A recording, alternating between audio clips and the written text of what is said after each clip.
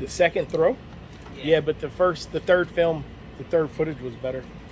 What's going on, everybody? Welcome to WAEofFishing. We are wrapping up our vacation week in Outer Banks.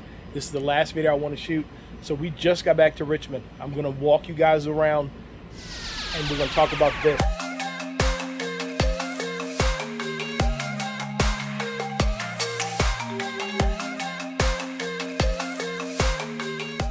This is fully loaded. This is the most I've ever loaded this truck down.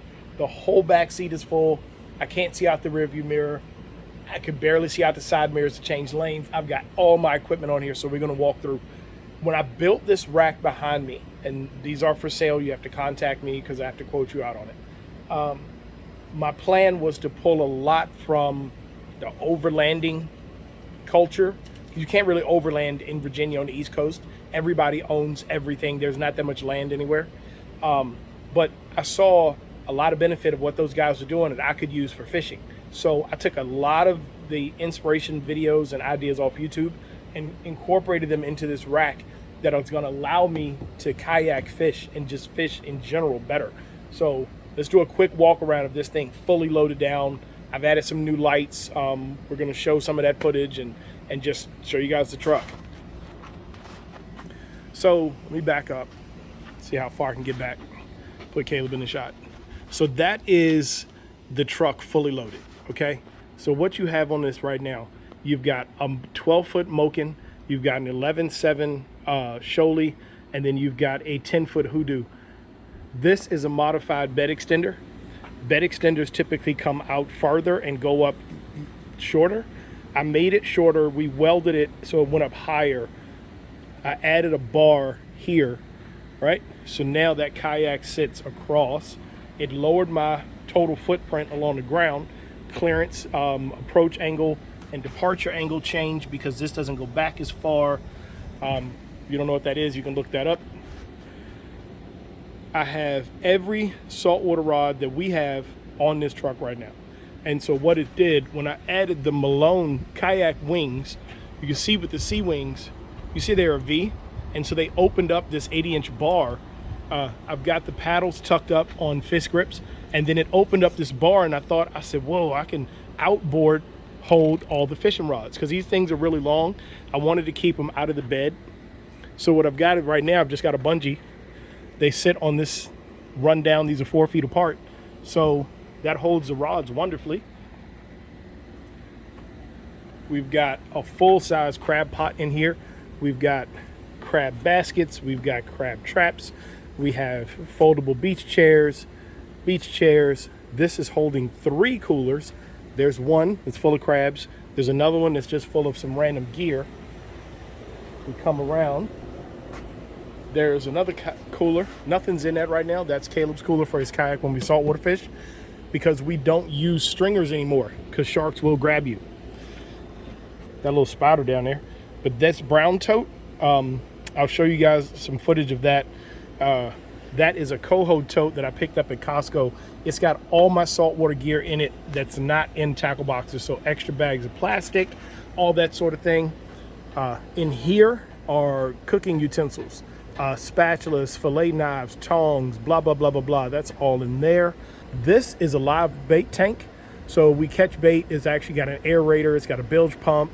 It serves dual purpose. One, to aerate bait. You can keep bait alive for a while at a rental house or in the back of a truck while you're traveling, or you can put it in fresh water in it, and there's a bilge pump in there that'll pump out fresh water to spray everything down. I added these lights. The thinking was I knew I was going to completely block that third brake light when you put the kayak on here, but I really didn't think about how wide this kayak is, and unless you're a good little distance from me, it does block these as well. Okay, so if I back up, you can't really see them. They're there, but you got to be back a good little ways to see them. Okay, on this side is the bulk of the rods. Again, I've got another paddle on the fish grip. Okay, you can see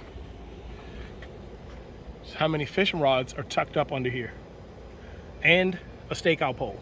So 1, 2, 3, 4, 5, 6, 7, 8, 9. 9 rods on this side, 4 or 5 on the other side, and then 2 ultralights inside the truck. These boats held strong. I've got a tote down here, which I keep all of my kayak equipment in. We keep it in the garage. We just throw it in the truck whenever we're leaving. That way we don't have to think about whether we've got the anchor, we've got sand tubes to hold rods, rope, floats, buoys, whatever. It just stays in there. We don't have to think about it. Are these secure is the last thing I'm going to say on this video. We just came across the Oregon Inlet Bridge. If you guys have never been on the Oregon Inlet Bridge, go look it up. I did not have the wherewithal to film because, boy, it got squirrely. It got squirrely. This boat moved, okay? I had a 31-mile-an-hour cross gust coming across that bridge. That bridge is huge. And we had a gale warning and a riptide warning today, and the gusts were hitting 31. So as I came across, Kimberly was following me. She said I was not doing a good job of holding the truck straight, and I basically followed a snake-like pattern across the whole bridge because I would get blown out of my lane and I would recover, and I'd get blown out of my lane and recover. So when we came off the bridge, we had to pull over. We had to straighten this kayak up because this one took the brunt of that broadside wind. Even with it being crooked, all it did was shift a little bit that way. It was at no point was it ever in any risk of actually coming loose from the truck. But boy, I'm telling you, it was squirrely. The truck was rocking and she was swerving. I wanted off that bridge so bad. But if you look, there was nowhere for that wind to go. So 30 miles an hour just hit this, and it's got a kayak and all this, and it just was a box. And I got pummeled. I mean pummeled. You can see inside the truck, we're loaded down. We've got kayak seats and all that inside the truck too. But fully loaded. Now, last thing I'm gonna say on this video. Looking back at it, what would I do different, or what did I wish I had? And I already know what that is. So the next thing I'm putting on this truck is a shower system. Absolutely, this truck needs a shower system. I didn't put it on because I didn't really feel like, it's not that important. I've got the space for it. I already know how I want to do it. But I was like, it's not that important. It's something that can happen later. Oh my gosh. Need some way to get sand off you. If you're going to take this off-road, go to a beach, you have to find a way to get sand off you. If you're going to do inshore or any kind of camping, trust me, you need a way to get clean. Oh my gosh, I wish I had it. It would have been not just a comfort thing, but I'm probably looking at a couple hours of sand removal on the inside of this truck because I didn't have that.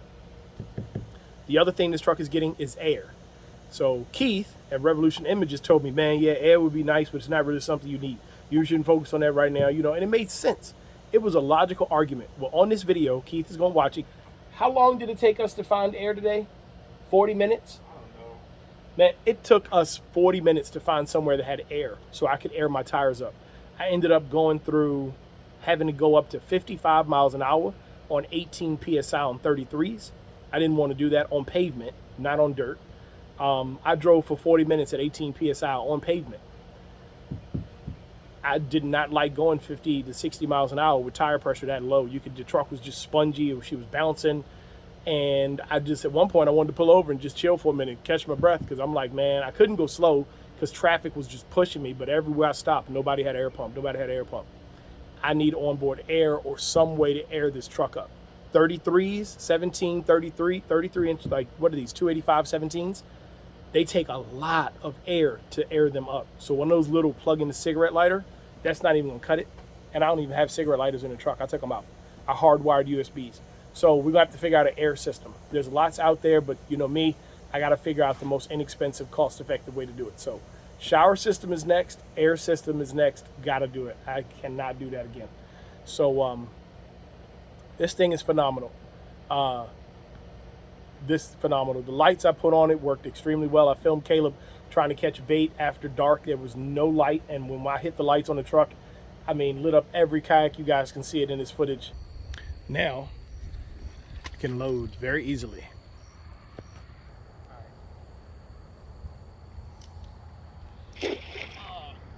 We could see bait swimming through the water. We could see all of it. It was just fantastic. We loaded everything up with no issue, and we pulled out pitch black.